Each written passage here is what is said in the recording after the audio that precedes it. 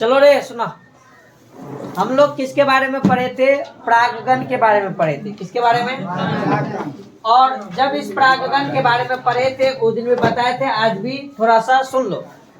जब परागगण के बारे में बताएं तो क्या बताएं, इसके अंदर ये क्रियाएं होती है, जिस क्रिया के अंदर एक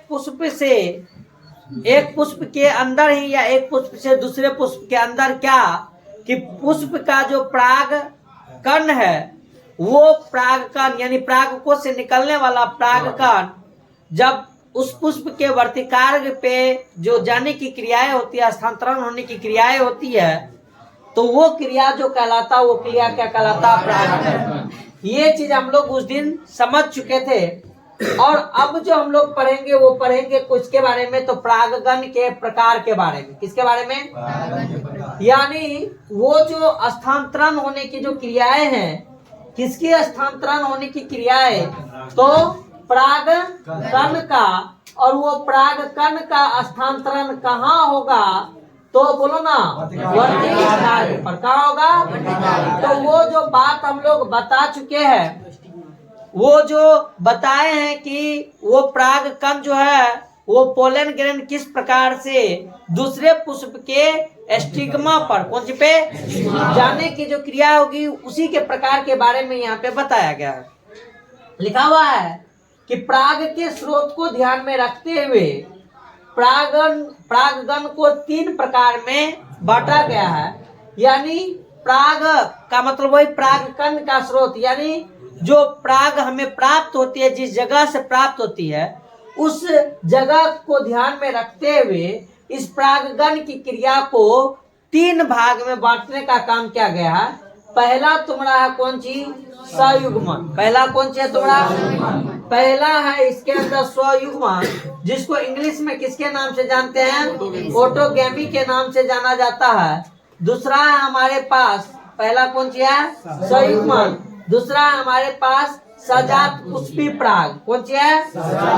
और एक वो जो तीसरा है वो है हमारे पास परनिषेचन। कौन सी है? तो एक है परनिषेचन, एक है सजात पुष्पी पराग, और एक जो है वो हमारे पास कौन सी है? स्वयुग्मन है, जिसको हम किसके नाम से जानते हैं? ऑटोगैमी के नाम से। किसके नाम से जानते हैं? और इसी को हम स्वपरागन के नाम से भी जानते हैं। किसके नाम से? स्वपरागन के नाम से भी हम इसको जानने का काम करते हैं। किसको? सयुग्मन को। किसको? सयुग्मन को, जिसको हम किसके नाम से जानते हैं? ऑटोगैमी के नाम से। किसके नाम से? बार बार बोलो, हम बता चुके हैं कि जितना बार बोलेगा उतना ज्यादा रिवीजन होने का काम होगा। तो किसके नाम से जाना गया इसको? इंग्लिश में बोले तो, दूसरे भाषा में बोले तो स्वपरागन। ठीक, खुद देखो इसके नाम में ही सारा कुछ छुपा हुआ है। स्व का मतलब होता है खुद, और परागन की क्रिया का मतलब उस परागकण का, पराग को से निकलने वाला परागकण वर्तिकार्ग पर जाने की क्रिया को हम क्या बोलते हैं? परागन। लेकिन स्व का मतलब क्या हुआ? स्वयं के, खुद से। बोला ना, या खुद पे ही।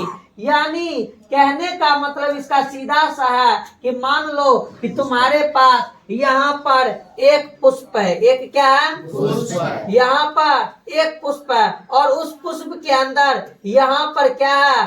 पराग। यहाँ पर पराग कोश है। क्या है?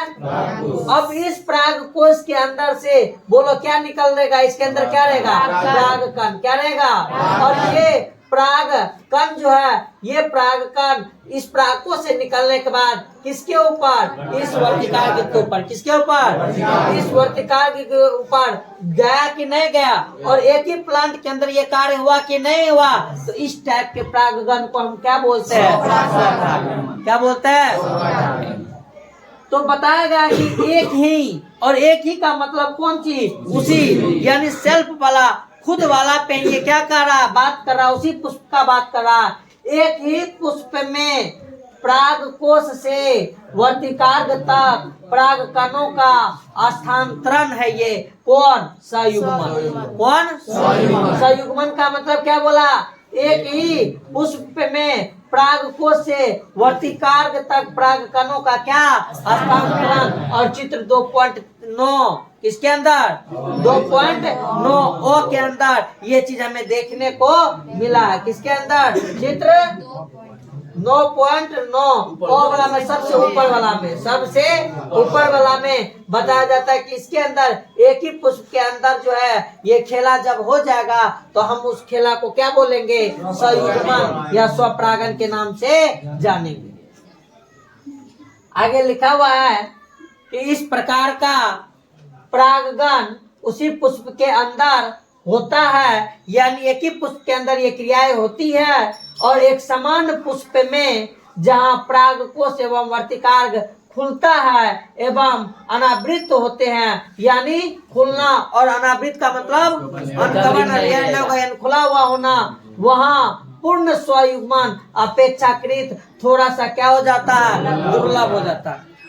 सोचने वाली बात है, जब ये किसके बारे में बात कर रहा है स्वयुग्मन के बारे में बात कर रहा है, किसके बारे में स्वयुग्मन के बारे में ऑटोगैमी के बारे में बात कर रहा है। मान लो तुम्हारे पास ये एक क्या यहाँ पर एक पुष्प है, यहाँ पर एक क्या है पुष्प है, इस पुष्प के अंदर ये परागकोश है, ये क्या है अब एगो बात बोलो, ये परागकोश के अंदर जब परागकण निकलेगा पहली बात कि यहाँ पर ये स्टिग्मा वाला भाग जो है वो इस परागकोश से थोड़ा सा क्या रहना चाहिए नीचे रहना चाहिए या उसके समान अवस्था में रहना चाहिए, ताकि ये परागकोश जब भी फटेगा इस परागकोश के अंदर से जब भी स्फुटन होगा तो जब ये परागकण निकलेगा तो परागकण जब इस वर्तिकार्ग के लेवल में रहेगा तो बोलो आसानी से ये इसके ऊपर जाएगा कि नहीं जाएगा।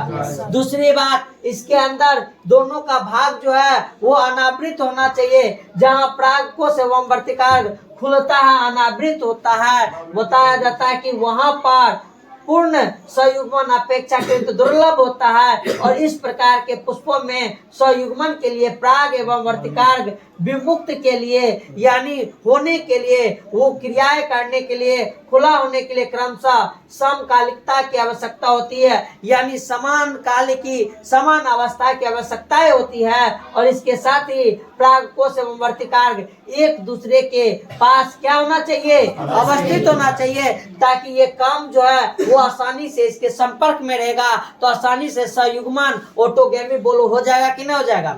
अगर ज्यादा दूर रहता क्या रहता ये ज्यादा ऊपर ये ज्यादा नीचे रहता, इसके अंदर तो स्फुटन होता लेकिन निकलने वाला परागकण क्या इसके ऊपर जाने में दुर्लभ हो जाता कि नहीं हो जाता। इसलिए के बताया जाता कि ये दोनों आपस में बहुत क्या होना चाहिए नजदीक होना चाहिए, ताकि इसके अंदर से निकलने वाला क्या आसानी से इस वर्तिकार्ग पर जा सके, इस वर्तिकार्ग पर आसानी से क्या कर सके जा सके।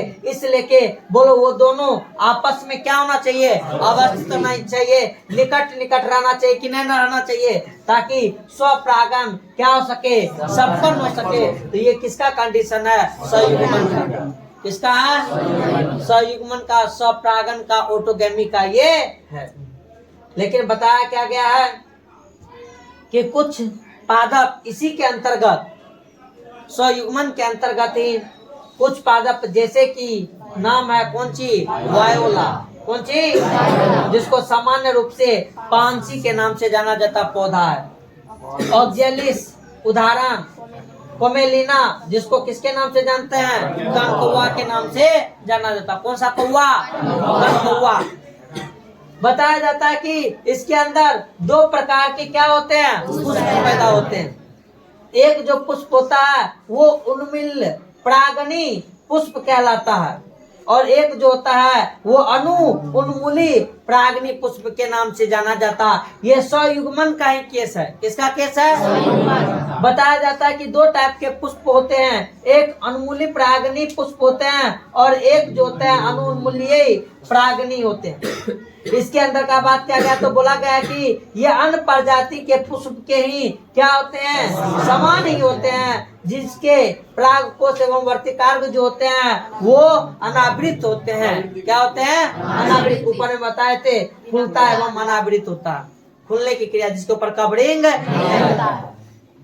तथा जब इसी स्वयुग्मन के अंदर एक टाइप का जो अनमूल्य परागनी होते हैं, उसके अंदर पुष्प कभी भी अनावृत नहीं होते, खुले नहीं होते हैं, जो चित्र 2.9 100 के अंदर देखने को हमें मिलता है। किसके अंदर? ये 100 वाला। ये ऊपर में अनुमूली परागनी पुष्प है और नीचे में जो है अनुमूली परागी, यानी एक के अंदर बताया जाता है कि खुला रहता है और एक के अंदर क्या होता है? बंद रहता है, यानी खुला नहीं रहता। इस टाइप में बताया जाता है कि इस प्रकार के पुष्पों में परागकोश और वर्तिकार्ग एक दूसरे के बिल्कुल नजदीक स्थित होते हैं। जब पुष्प कलिका में, कौन सी में? कलिका में। पुष्प का कलिका में परागकोश स्फुटित होते हैं, यानी कब? पुष्प का जब कलिका बन रहा था ना, उस कलिका बनने के दौरान ही कौन चीज? परागकोश। परागकोश के तो किसका? नर वाला भाग। किसका भाग? नर वाला भाग। कौन चीज? यानी घटना। उस परागकोश से क्या निकलेगा? परागकण निकलेगा ना, तो स्फुटित होते हैं। तब परागकण वर्तिकार्ग के संपर्क में आकर परागगण को क्या करता? प्रभावित करते हैं। अतः अनुमूल्य परागनी पुष्प सदैव क्या होते हैं? सयुग्मक होते हैं, यानी स्वपरागन होते हैं।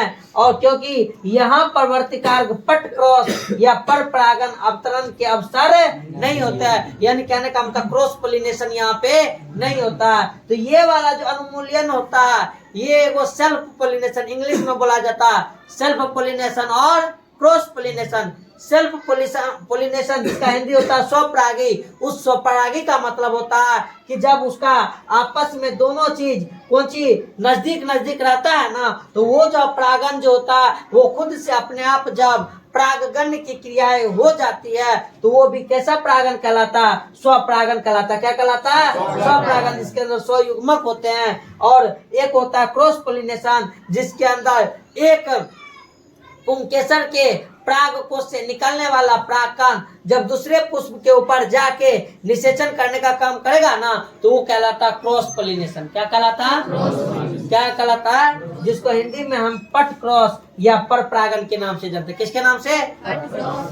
नामे है कौन चीज? पट परागन या पर परागन। पर परागन का मतलब स्वपरागन नहीं होगा, किसी और पुष्प के वर्तिकार्ग पर जाके जब परागकण जो है परागनित करने का कार्य करेगा तो हम उसको क्या बोलेंगे? पर परागन बोलेंगे, क्रॉस पोलिनेशन बोलेंगे। क्या बोलेंगे? तो पराग इस स्वयुग्मक के अंदर दो चीज होता है, एक अनुमूली परागनी होते हैं, एक और अनुमूल्य परागन के नाम से जानते हैं। इसके अंदर जो है परागकोश और वर्तिकार्ग जो होता है अनावृत होता है, खुला नहीं रहता, जबकि दूसरे के अंदर जो होता है वो अनावृत होते हैं, खुले होते हैं। और इसके अंदर जो होता है वो अनावृत नहीं होते हैं। इस टाइप के परागन के अंदर बताया जाता है कि दोनों नजदीक होता है, परागकोश और वर्तिकार्ग जो होता है आपस में नजदीक होते हैं। तो इसके अंदर स्वयुग्मक होने की, स्वपरागित होने का कार्य भी इसके अंदर हो सकता है।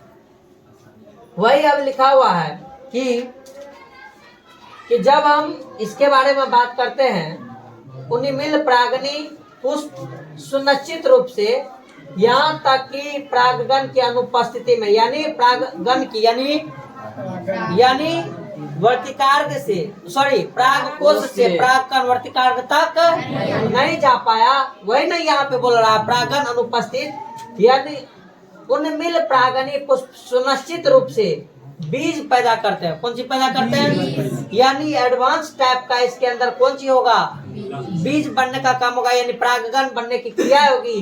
क्या आप सोचते हैं कि अनुमूली पौधे को इससे फायदे हैं या इससे हानि है, और क्यों है? उसका आंसर नीचे में दिया रहेगा। या अनुमूल्य पौधे के अंदर किसके बारे में बात कर रहा है?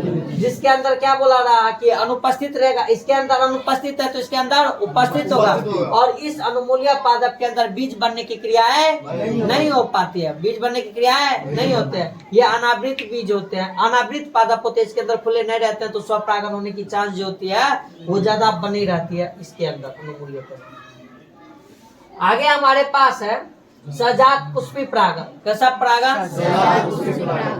जब सजात पुष्पी परागन के बारे में बात करते हैं तो सजात का मतलब होता है एक ही जात टाइप के पुष्प। कौन चीज? सजात का मतलब कैसा पुष्प? एक ही जात के पुष्प के अंदर किसका क्रिया होगा? परागण की क्रिया होगा। अब इस केस में क्या बोला गया है? एक ही पादप के एक पुष्प के परागकणों का दूसरे पुष्प के वर्तिकार्ग तक, यानी जात पुष्प का एक है, जात पुष्प का एक है, लेकिन क्या बोल रहा है कि एक ही टाइप के है लेकिन दो अलग अलग पुष्प। यानी अगर मान लो एगो यहाँ पर क्या है? पुष्प है, तो दूसरा पुष्प का है यहाँ पर, या दूसरा पुष्प का है यहाँ पर, या एक ही दिशा में। उस कंडीशन में हमें यहाँ पे देखने को क्या मिलता है? यहाँ पर हमें देखने को मिलता है कि जब इसी के पराग कोश से, किसके? इसके इसी पुष्प, एक ही पुष्प के एक पौधा के एक पुष्प से ये पराग कोश से निकलने वाला परागकण जब दूसरे पुष्प के कहाँ पर? वर्तिकार पर। दूसरे पुष्प के कहाँ पे? जब परागकण का स्थानांतरण होगा ना, इस टाइप का जो पोलिनेशन होगा, परागगण की क्रिया होगा, वो परागगण कैसा होता है? सजात। क्या कहलाता है? लिखा हुआ भी है एक ही पादप के एक पुष्प के परागकणों से दूसरे पुष्प के वर्तिकार्ग तक का स्थानांतरण। लेकिन पादप क्या है? पादप क्या है? एक ही है। तो हम इस टाइप को क्या कहते हैं? सजात पुष्पी परागण। कैसा परागण? किसका कैसा परागण? तो सजात पुष्पी परागण के अंदर क्या हमें देखने को मिला है?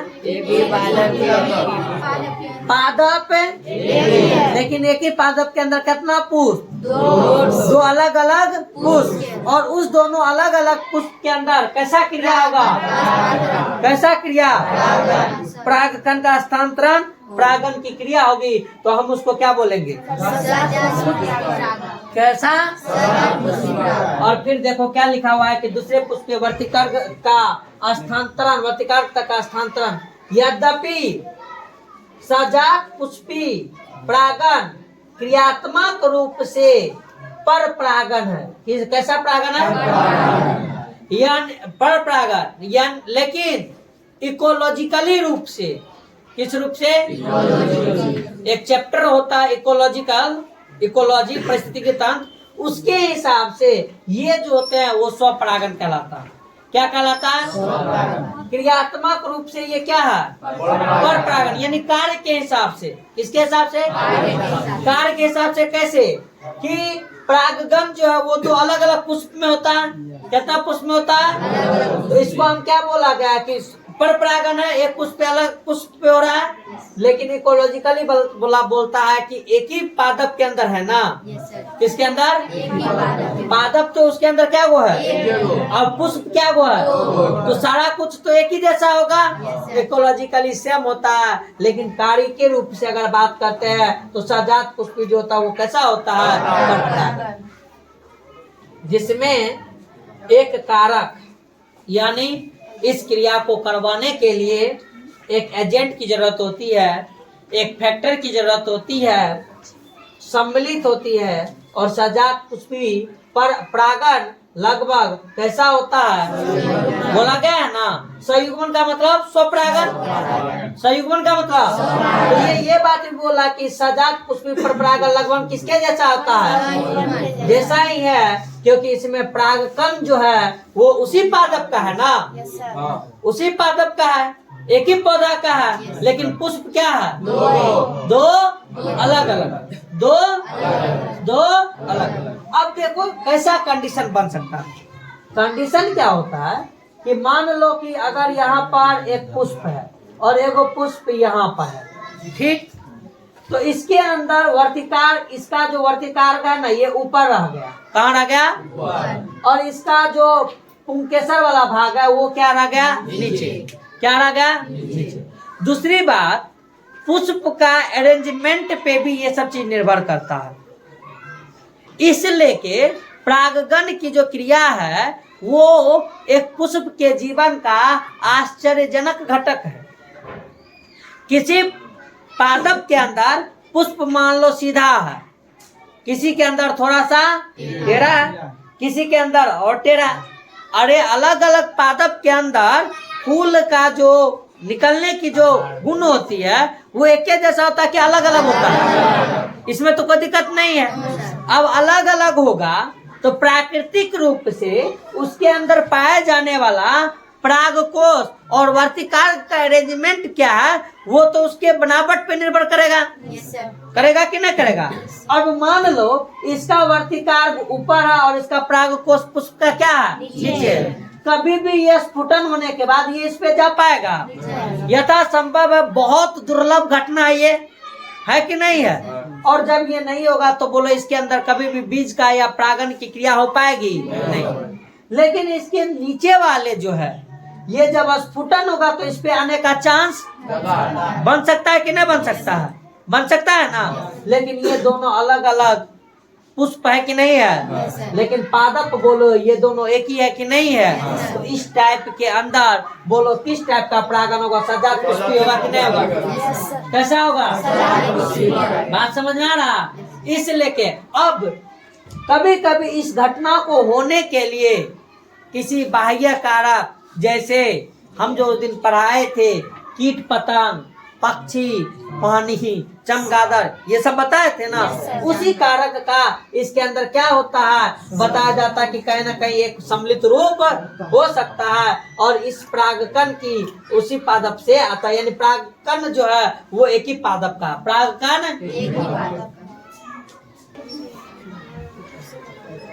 अब है हमारे पास कैसा पर निषेचन। कैसा निषेचन? जिसको हम क्या बोल सकते हैं? आउट ब्रीडिंग के भी नाम से जाना जाता है, पर परागन के नाम से जाना जाता है। किसके नाम से?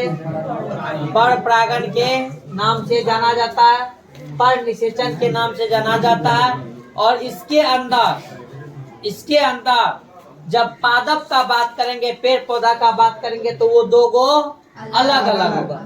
दो अब जो कहानी होगा वो दो गो अलग अलग पादप के बारे में होगा। किसके बारे में होगा? दो अलग अलग पादप के अंदर ये घटनाएं देखने को जब मिलेगा परागन की तो हम उसको क्या बोलेंगे? इसमें विभिन्न पादपों के पराग कोष से, अलग अलग पादपों के पराग कोष से भिन्न पादपों के कौन चीज? एगो पराग कोष तो नर वाला भाग और दूसरा पादप का मादा वाला भाग। तो वर्तिकार्ग तक परागकणों का क्या होता है? जो चित्र कितना में 2 में दिखा। मात्र यही केवल एक प्रकार का परागन है जिसमें परागण के समय आनुवंशिकता विभिन्न प्रकार के परागकणों का क्या होता है? क्या होता है? जिसमें परागकण के समय आनुवंशिकता कौन चीज? जेनेटिकली भिन्न प्रकार के परागकणों का क्या होता है? आगमन। यानी कोई दूसरा पुष्प का परागकण की क्रिया होगा ना, उसके बारे में ये बताया जा रहा है कि आनुवंशिकता वो क्या होता है? भिन्न होता है, अलग होता है। और परागकण के अभिकर्मक या कारक, अब ये दो अलग अलग पादप है, दो। अब यहाँ से पराग कोष से परागकण यहाँ इस पुष्प के वर्तिकार्ग तक जाएगा तो अपने आप तो नहीं चला जाएगा, बोलना।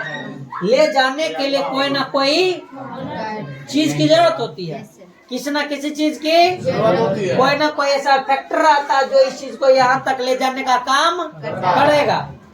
तो इस चीज के लिए क्या बोला गया कि परागकण अभिकर्मक या कारक के बारे में जब बात करते हैं तो लिखा हुआ है कि पौधे परागकण के कारक या अभिकर्मक के रूप में दो अजीवीय, अभी सब चीज पढ़ाए तो उस दिन चार्ट बनाए थे ना, स्वपरागन का, पर परागन का। पर परागन में बताए थे ना किसी कारक की जरूरत होती है और वो कारक दो प्रकार का था। कौन कौन? एगो जैविक और एगो है ना। उसी प्रकार से अजीवीय, अजीवीय में कौन कौन आया? वायु और जल। जबकि एक जीवीय होता है जिसके अंदर प्राणी पार्टिसिपेट करता है और उस कारक के अंदर कोई ना कोई एजेंट रहता है और उसी का उपयोग कर कर वो परागण की क्रिया को यानी एक लक्ष्य जो है उस लक्ष्य को क्या करने का काम करता है, प्राप्त करने का काम करता है। लक्ष्य को क्या करने का काम करता है, प्राप्त करने का कार्य करता है। अधिकतर पौधे परागण के लिए जीवीय कारकों का उपयोग करते हैं। बहुत कम पौधे अजीवीय कारकों का उपयोग करते हैं। वायु तथा जल दोनों ही कारकों में परागकण का वर्तिकार्क के संपर्क में आना महज एक संयोगात्मक घटना है और इस प्रकार की अनिश्चितता तथा परागकणों के हर्ष यानी कमी से जुड़े तथ्यों की क्षतिपूर्ति हेतु पौधे बीजांड की तुलना में असंख्य मात्रा में किसका निर्माण करता है। ये घटना निश्चित नहीं है, अनिश्चितता है, संयोग बस होने वाली घटना है।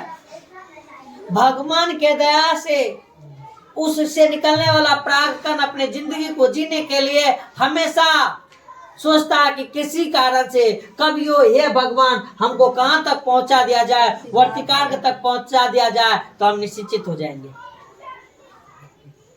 इसलिए क्या बताया जाता है कि ये वाले जो चीज है पर परागण के वर्तिकार्क में संपर्क में आना महज एक क्या है, संयोगात्मक घटना है और इस प्रकार की अनिश्चितता तथा परागकणों के हर्ष यानी इसके अंदर अनिश्चितता है जिसके अंदर परागकण का बहुत ज्यादा नुकसान होता है, बहुत ज्यादा कमी होता है। हर्ष से जुड़ी तथ्यों की क्षतिपूर्ति यानी होने के लिए पौधे के बीजांडों की तुलना में यानी उस पौधा के अंदर जितना बीजांड होगा उससे असंख्य मात्रा में क्या निकलता है, परागकण, ताकि कोई भी परागकण संयोग रूप से उसके वर्तिकार्क तक जाके उसको निश्चित करने का काम करे।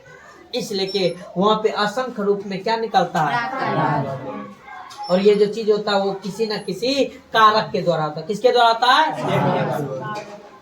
इसके अंदर लिखा हुआ भी है कि अजीवीय परागण में वायु के द्वारा, किसके द्वारा? सबसे प्रमुख चीज हमारे पास क्या है? वायु, हवा। हवा के द्वारा परागण की सर्वाधिक समान परागण की क्रिया हमें देखने को मिलती है। इसके साथ ही वायु परागण हेतु हल्के तथा चिपचिपाहट रहित परागकणों की जरूरत होती है। हल्का ताकि वायु में ये आराम से फैल सके, आराम से तैर सके। ज्यादा चिपचिपाहट नहीं, ये नहीं कि कहीं पे जाए तो चिपक जाए, नहीं।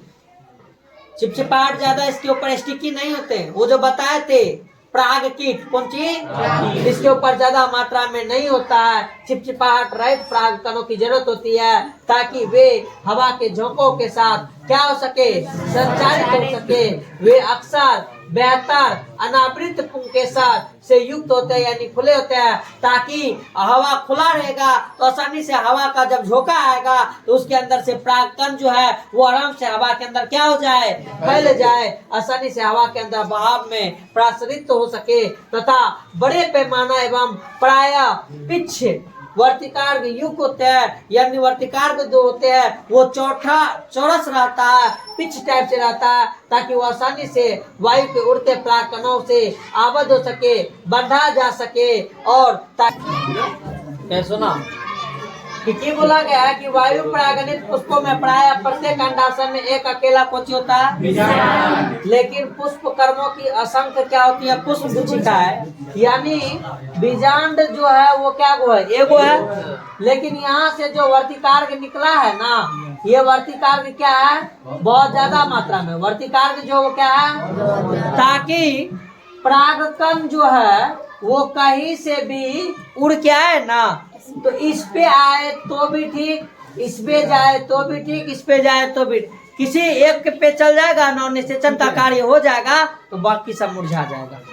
ठीक, इसलिए के बताया जाता है कि वहाँ पर पुष्प गुच्छ क्या होता है, ज्यादा होता है। इसका एक जाना पहचाना उदाहरण कौन सा है, भुट्टा जो मकई का है जिसको हम कॉर्न कैप कहते हैं, उसके अंदर बहुत सारा वर्तिकार्क निकला रहता ताकि हवा के मौसम में कहीं से भी कोई परागकण आ जाए तो उसको क्या कर दे, निषेचित कर दे। कौन सी कर दे, निषेचित कर दे, इसलिए कैसा देखने को हमें मिलता है। आप जो खुद ने जिसको हम टेसल देखते हैं, यानी उसके अंदर मकई की भुट्टा के अंदर, तो वो कुछ और नहीं बल्कि वो क्या होता है, वर्तिकाल और वर्तिका है, जो हवा में क्या करते रहता है, झुकते रहता है, ताकि कहीं से भी इसके महबूब परागकण इसके ऊपर आसानी से आए और वो उसको पकड़ सके। और घासों में वायु परागण सर्वथा क्या होती है, समान, यानी घास के अंदर भी कैसा होता है, वायु परागण कैसा होता है। आगे